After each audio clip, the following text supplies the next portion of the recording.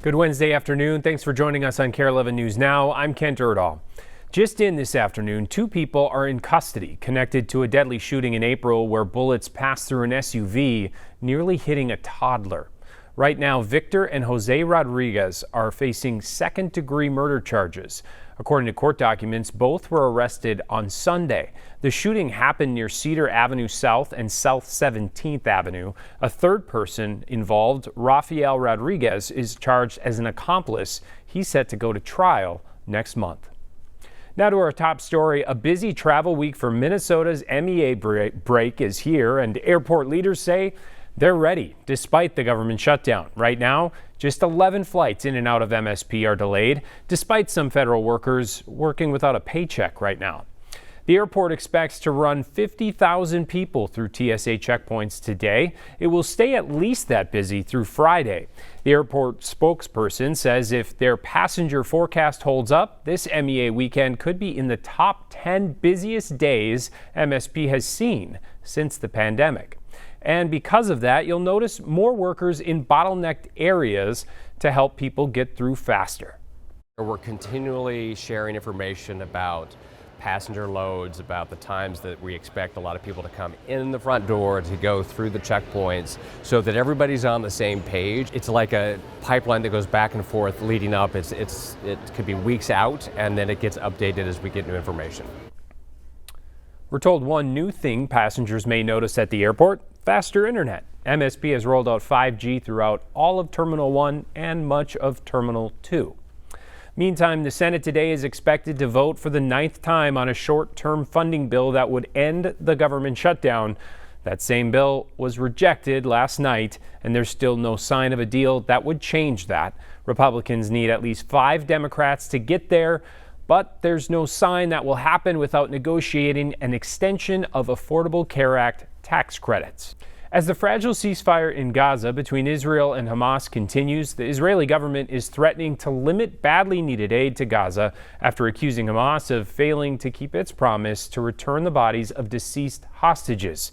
NBC's Matt Bradley has the latest from Tel Aviv.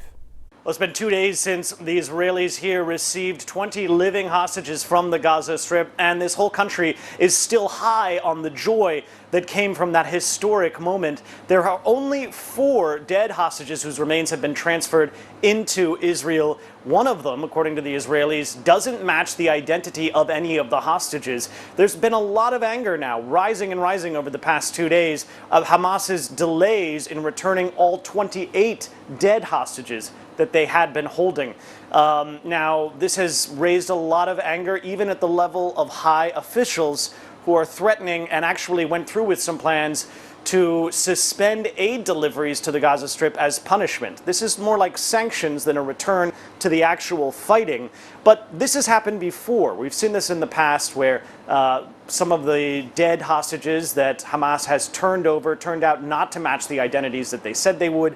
And back in February, when this happened the last time, it caused a lot of anger and a lot of tension, but it didn't scuttle the ceasefire. So it's unlikely to do so now, especially if Hamas tries to act in good faith. The fact is that negotiators knew that Hamas was going to have trouble recovering a lot of these bodies. That was well known to everybody, and there was even plans to try to get international experts to go and help Hamas exhume some of these bodies. So for now, despite the continuing violence and shootings that we've been seeing in the Gaza Strip by the Israeli Defense Forces, despite a lot of the internecine fighting between Hamas and clans who are opposed to them, who Hamas accuses of being collaborators with Israel, it looks as though this ceasefire is holding, but only just. Matt Bradley, NBC News, Tel Aviv. New today, the U.S. Treasury Secretary insists the U.S. will not be controlled by China. Secretary Scott Bessent's comments came after China's surprise announcement of new limits on rare earth minerals and certain technologies. Bessent also said he believes China will back down after a face-to-face meeting with President Trump, which he expects to happen later this month. Make no mistake, this is China versus the world. They have put these unacceptable export controls on the entire world. China is a command and control economy, and we and our allies will neither be commanded nor controlled. Right now, industries back here at home are still sorting out the impact of President Trump's new tariffs on imported lumber, which have been in effect for about 2 days now. They're aimed at boosting U.S. timber production.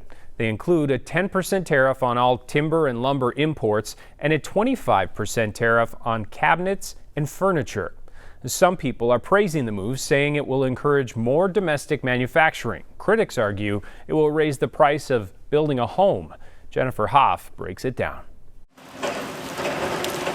No matter the weather, work at Lyman Lumber presses on, even as construction slows due to the changing season and other factors, from high interest rates, labor shortages, and rising costs. Yeah, the prices just keep going up. Housing First Minnesota's Nick Erickson says will go up more from President Trump's newest round of tariffs. At the end of the day, the new home buyers are the ones who are going to pay the tariffs. The tariffs on lumber, kitchen cabinets, and upholstered furniture taking effect Tuesday. But Erickson says builders were ready, staving off some sticker shock by stocking up supply early. There's concerns that it's going to come, but the question is, when will that price impact be felt by the consumer? And that's to be determined at this point. The Bureau of Labor Statistics says furniture cost nearly 5% more since August of 2024. But the leader of the U.S. Lumber Coalition, Zoltan Van Heineken, says lumber makes up just 2% of the total cost to build a new house. We really applaud it. Saying tariffs coupled with enforcing trade laws strengthens supply chains and encourages more local wood mills, arguing Canada has an excess lumber supply it sells below market price. They are desperately trying to hold on to market share. They're trying to increase their market share. And they're worried that U.S. producers will make more lumber and basically push them out of the market. And yet, that work continues. But some people are now asking, at what cost? No matter the effects in the short term, Trump has said he's already doubling some tariffs in less than 3 months. By January 1st, tariffs on cabinets will jump to 50% and upholstered furniture to 30%. Developing right now, 3 people are in the hospital, one of them fighting for their life after their vehicles hit a moving train in northeast Minneapolis early this morning. It happened around 2:30 this morning at Columbia Parkway and Central Avenue Northeast. Police say a Toyota RAV4 slammed into an Escalade waiting near the train tracks, pushing both into the moving train. The roadway reopened around 6:30 this morning. The crash is under investigation.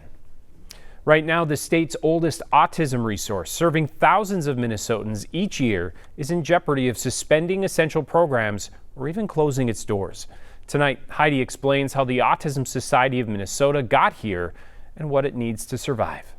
For more than half a century, the state's autism community has looked to the Autism Society of Minnesota, or AWESOME, as a resource. Predominantly, our work is in supporting autistic people and their families as they either learn to navigate their diagnosis or seek supports for various stages of their lives. Secondly, the Autism Society of Minnesota tries really hard to make Minnesota the absolute best place for autistic people to live. Executive Director Ellie Wilson says they do that through all types of services used each year by more than 14,000 Minnesotans. Not surprisingly, as the tone around autism has changed and as we've seen many public institutions destabilized, the Autism Society of Minnesota has experienced an incredibly nasty lurch in the funding that supports our work. Some of that has to do with grants that have gone away, also because of changes to Medicaid.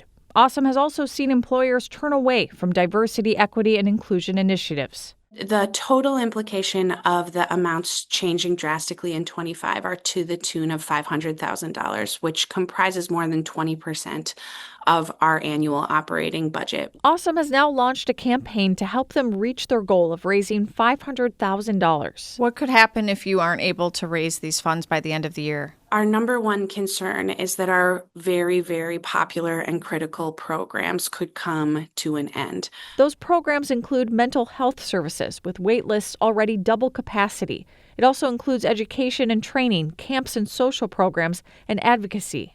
Awesome risks having to close its doors altogether. We have been contacted by families whose autistic teenagers hear people talking about them on the news like a tragedy and are saying, I am not so sure that this country wants me here. I'm not so sure that this country wants me to be alive.